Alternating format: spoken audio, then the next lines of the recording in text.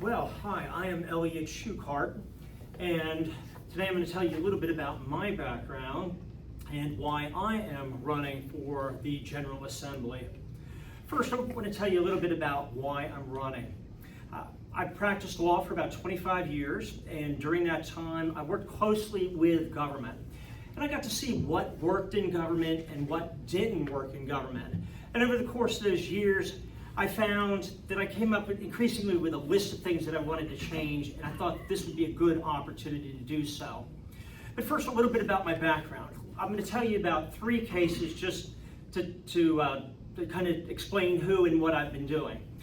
For the last 25 years, I probably spent about half of that time fighting and defending constitutional rights and keeping government off of our backs. Now, this is important because, we saw that during COVID where government was constantly overreaching. And we saw how during the last presidential election we had lawfare where President Trump was attacked in like 4 or 5 different areas trying to destroy him to prevent him from running. So defense of constitutional rights is important. The first case that I fought was way back in 2014. The prior year, Edward Snowden came forward and he said, he was a low-level staffer in the United States government, and Snowden said, I can read your email, and I can read the email of a federal judge, and I can do it without getting a warrant. Now that was, I believe, a violation of the 4th Amendment. So in 2014, I sued the federal government, alleging a violation of the 4th Amendment. And I worked with a group of former spies up in Washington, D.C. And they gave me affidavits saying that when you send an email, it goes to the person that you're sending it to, but it also goes into a government database where it is searchable. So everything that Snowden said was definitely true, and we were able to prove that. We took the case up to the United States Supreme Court, and we put that court on record that the U.S. Supreme Court was not going to defend or uphold the 4th Amendment. So that issue is still controversial in Washington, D.C. The following year, 2015, Sweetbriar College in Southern Virginia decides that they're going to close their doors after a century, and they're going to sell off $200 million of land to an unknown buyer. The community was very upset about this. I ended up working with a group of former students, and we sued the college to prevent it from closing. I was the one who obtained the injunction that prevented Sweetbriar from closing.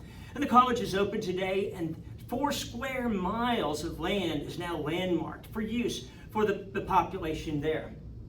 The third case is one that I've been fighting for 8 years here in our state. In 2018, I was handling a case downtown just a few miles away against a group of court insiders. And they wanted $200,000 from my client. And in order to get it, they started attacking my law license and the law license of my co-counsel out in Chicago.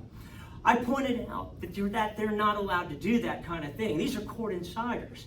They didn't like me saying, hey, that's against the rules of ethics. They went over to the Tennessee State Bar and they said, we want you to throw Mr. Schuchardt out of the bar. And the Tennessee State Bar took action against my law license in order to benefit my adversaries in that case. They attacked my license not just once, not just twice, not just 3 times, but a total of 7 times, alleging that I had violated every rule in the book after I'd been practicing for decades without a problem.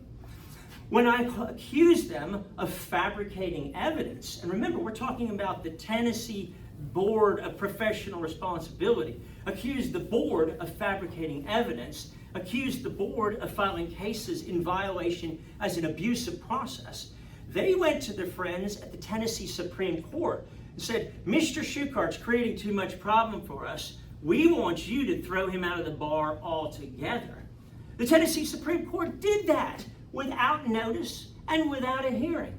I went to the court and I said, wait a minute, what about the 14th Amendment this time? That's due process. There's supposed to be a hearing. There's supposed to be notice. The Supreme Court said, Mr. Schuchardt, we don't want to hear from you at all. You're not getting a hearing.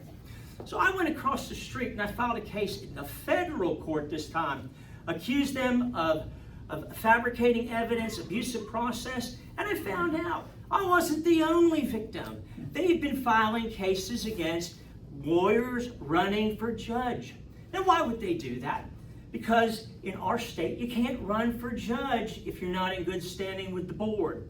And they knocked out 59 candidates, all again by filing ethics claims against them when they themselves were appointing a judge. Imagine that, if you had a divorce case and your ex-spouse got to appoint the judge, you get a very different result than a divorce case where an independent person appoints it. So that's one of the things that I would be changing. But anyway, let's talk about some of the issues. I believe that development too is an interesting issue, and it's something that Nashville is going to have to focus on. And I was very pleased to hear that my two colleagues are very concerned about development.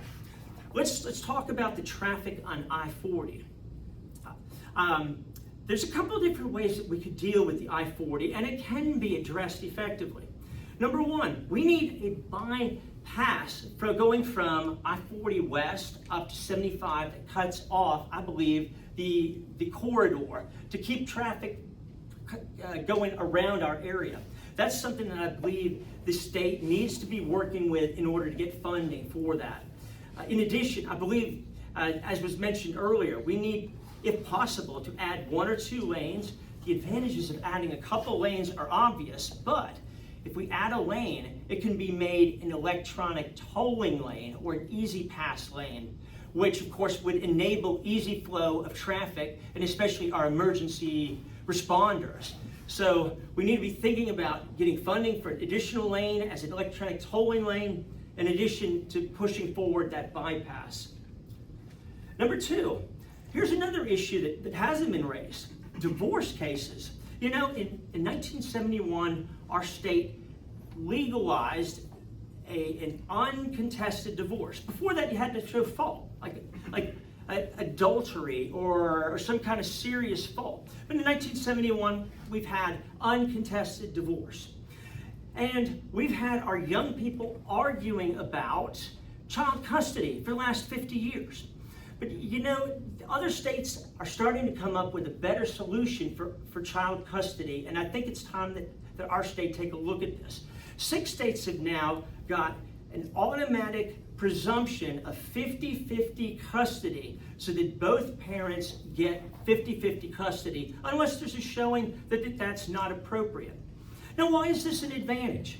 Well, Kentucky and West Virginia have already enacted this, so 2 of our neighboring states. But in addition, they're finding that the divorce rate is falling. When Kentucky adopted it, the divorce rate fell by 7% more than the national average fell.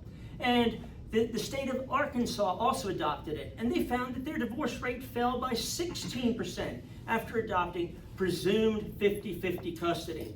So I think our state needs to consider that, and I think it would save a lot of arguing and be great for our families. Next, some of you have heard me talk about the balance of payments crisis. I'm not going to bore you with the numbers this time, but the United States is walking into a balance of payments crisis. I wrote a book about this. What to do, how to protect your family when America loses the reserve currency. This is something that our state needs to be aware of. We know we've benefited from a strong dollar ever since 1974, because all oil is sold, or 80% of the world's oil is sold in dollars. That's coming to an end, and we're going to find that we're not as wealthy as we all thought. We need to have the state prepared and ready for when that happens. Next, an elected attorney general. 43 states have an elected attorney general. Now, the attorney general, that's the chief law enforcement officer for the state.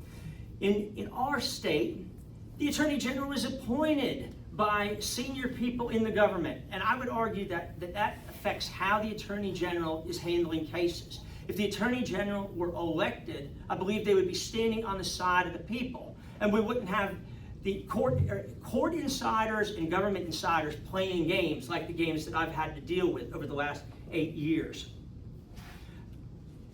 In connection with that, in terms of eliminating government corruption, a judicial review board to make sure that our judges are honest.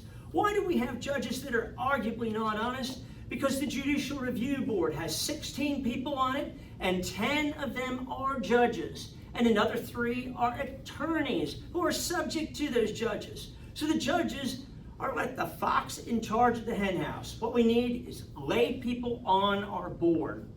So I'm calling for a new structure of the Judicial Review Board. Those are the things that I propose to work on. And again, my name is Elliott Schuchardt, and I appreciate the opportunity to have spoken tonight. So thank you, Brian. You can go ahead and stay up there if you want. Okay.